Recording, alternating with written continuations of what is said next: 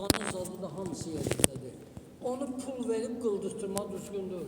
Şəriətdə niyabət, diqqət edin, bölünür iki hissə.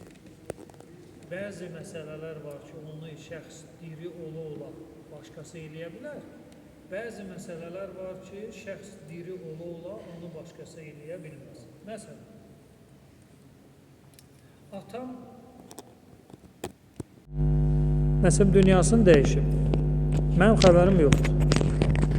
Bir nəfər götürdü, onu şəriət yolu ilə dəfn elədi. Ata mənimdir də, onun deyir ki, mənim boynumdan nədir? Bu məsələ düşdü, götürüldü. Mən atamı çıxardıb, təzədən bir daha kəfən elə, qusul elə, hənut elə, namazın qıl. Yox, mən oğluyam, gərək mən bu işləri görəm, aparım, bastırım, ehtiyac yoxdur.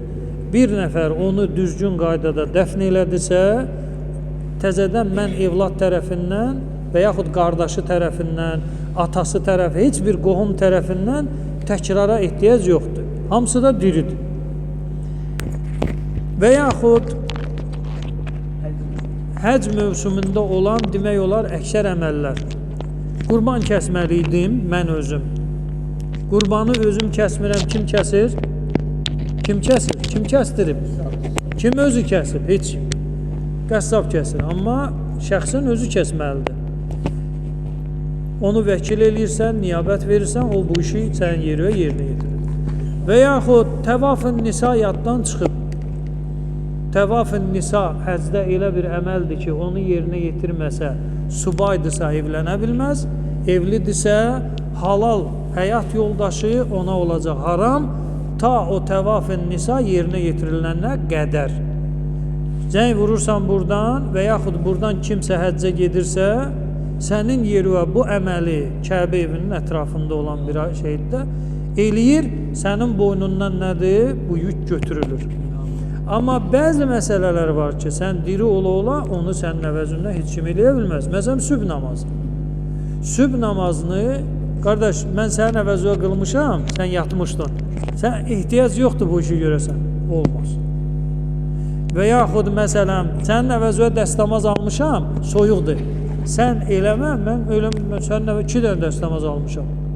Yenə də olmaz. Nə qədər şəxs özü diridirsə, özü də dəstəmazını alacaq. Və s. ilə axır. Müəyyən hökmlər var ki, şəxs o başqası eləsə onun boynundan düşmür və müəyyən hökmlər var ki, başqası eləsə onun boynundan düşür. İndi sizin məsələniz nədir?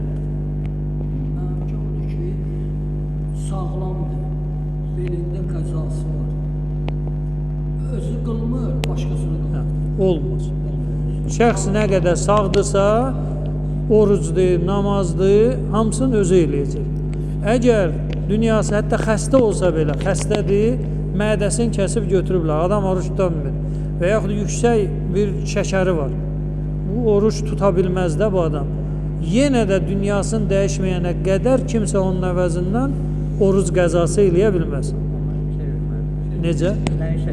O heç, o deməli, fidyə mövzusu başqa məsələdir, o orucluqda Allah qorusun. Başqa sual varsa buyurun.